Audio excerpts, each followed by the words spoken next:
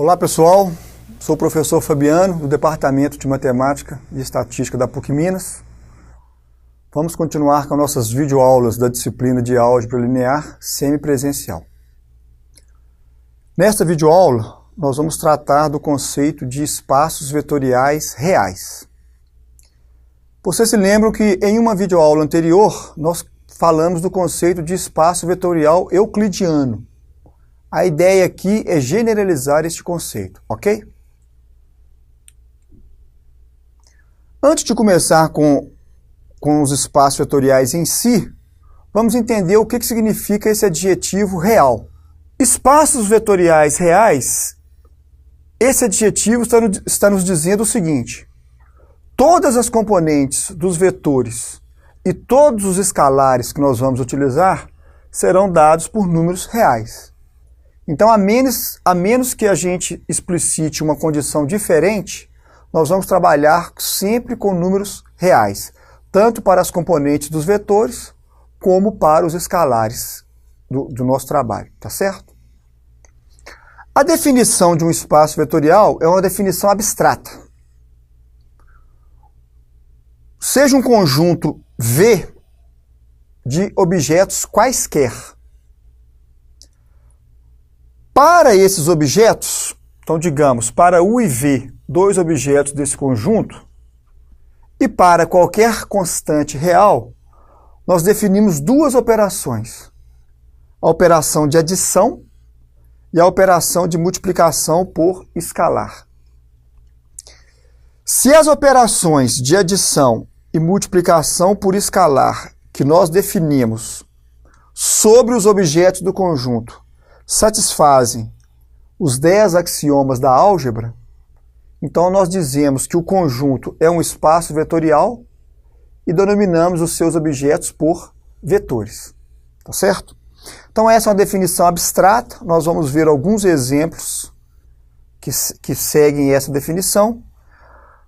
Vamos relembrar rapidamente os 10 axiomas da álgebra, né? Lembrando, os axiomas que nós devemos satisfazer para ser um espaço vetorial é o fechamento na adição, ou seja, se U e V são objetos do conjunto, a soma U mais V tem que estar no conjunto, a nossa adição tem que ser comutativa, tem que ser associativa, tem que existir o elemento neutro, qualquer objeto mais o elemento neutro tem que ser o próprio objeto, todo objeto tem que ter oposto. Então, esses são 5 axiomas algébricos da nossa adição.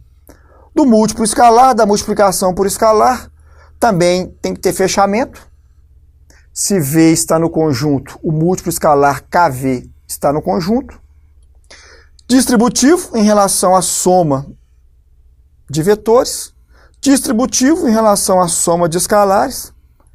Associativo em relação ao produto de escalares. E a propriedade identidade.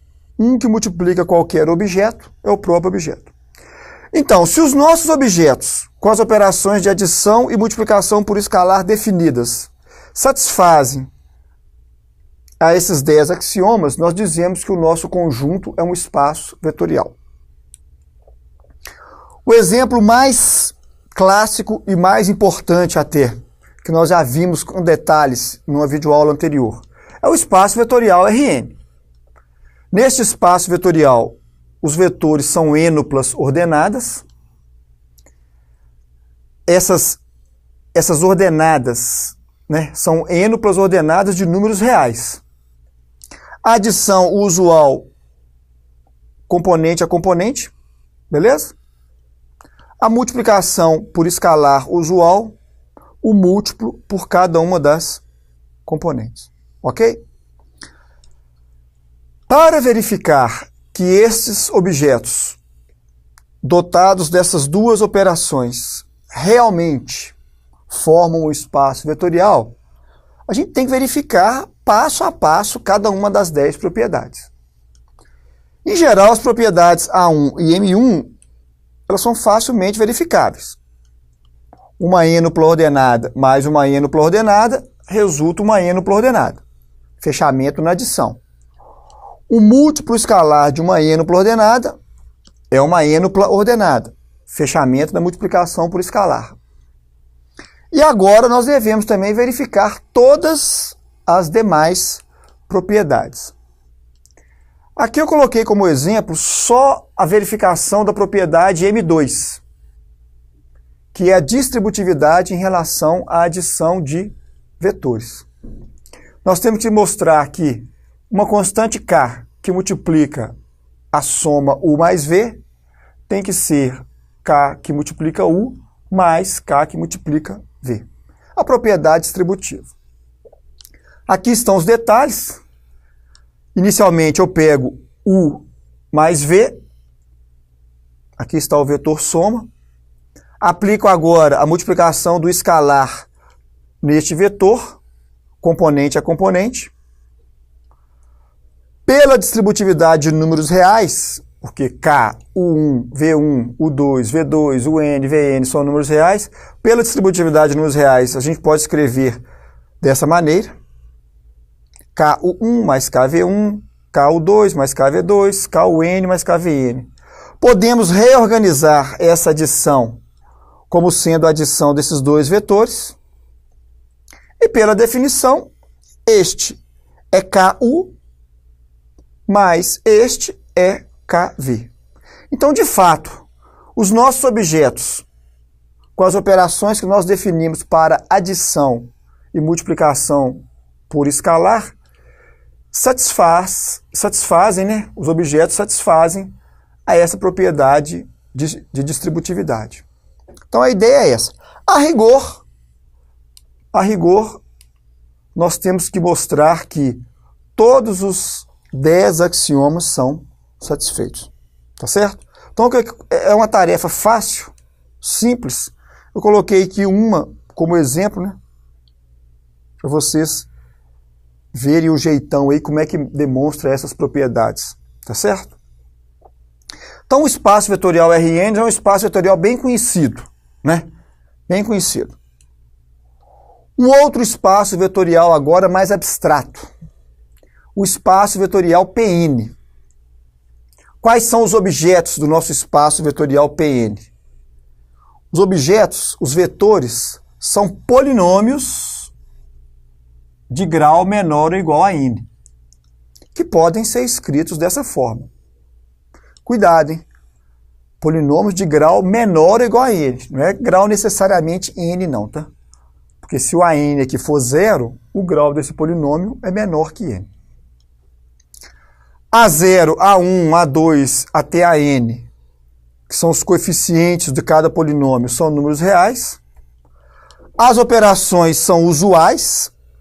O que é o polinômio soma f mais g? Você vai pegar um polinômio f, A0 mais A1x mais A2x2 mais ANxn, somar com o polinômio g, B0 mais B1x mais B2x2 mais BNxn.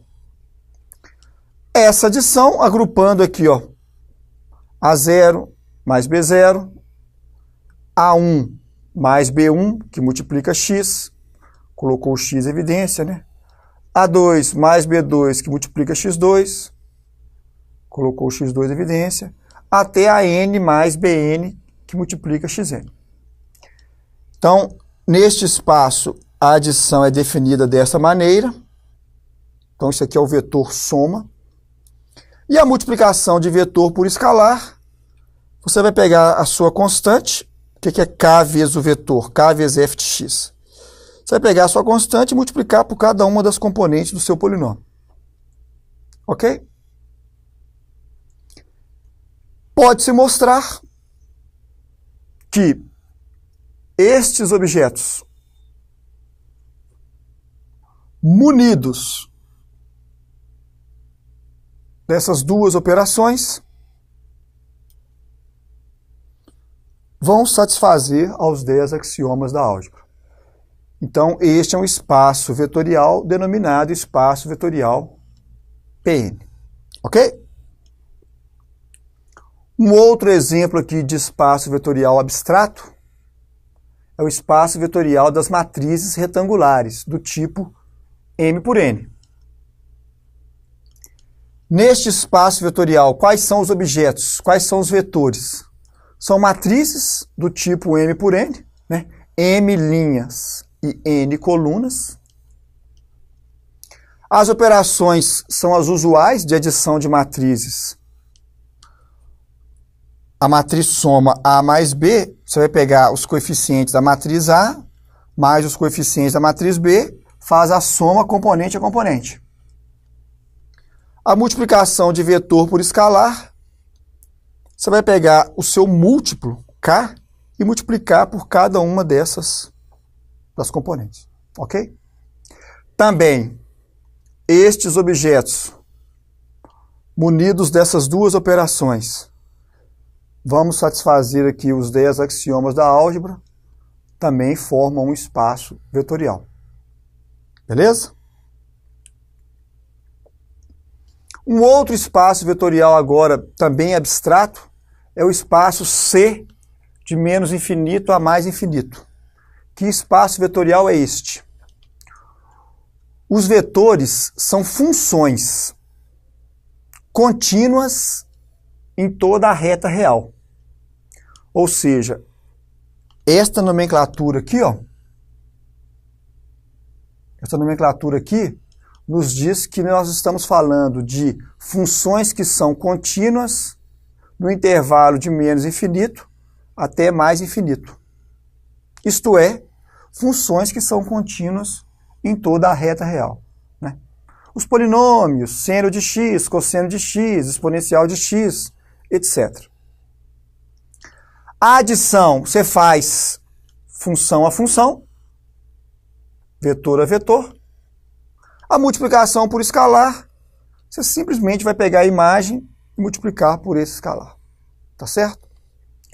Então é um espaço vetorial muito abstrato, né? Muito abstrato. Os vetores são dados por funções, mas satisfazem também aos 10 axiomas da álgebra. Então nós também temos aqui um outro espaço vetorial. Ok? A ideia de falar em espaços vetoriais abstratos é a gente vai conseguir estruturar algebricamente o trabalho com vários tipos de objetos. Então, a ideia é o seguinte, do ponto de vista algébrico, nós vamos ter comportamentos semelhantes quando a gente trabalhar com ênuplas ordenadas, porque a gente tem uma estrutura de espaço vetorial, com polinômios, porque aqui a gente tem também uma estrutura de espaço vetorial, com matrizes, porque aqui a gente tem também uma estrutura de espaço vetorial. Então, a ideia de generalizar o conceito de espaço vetorial é esta, tá?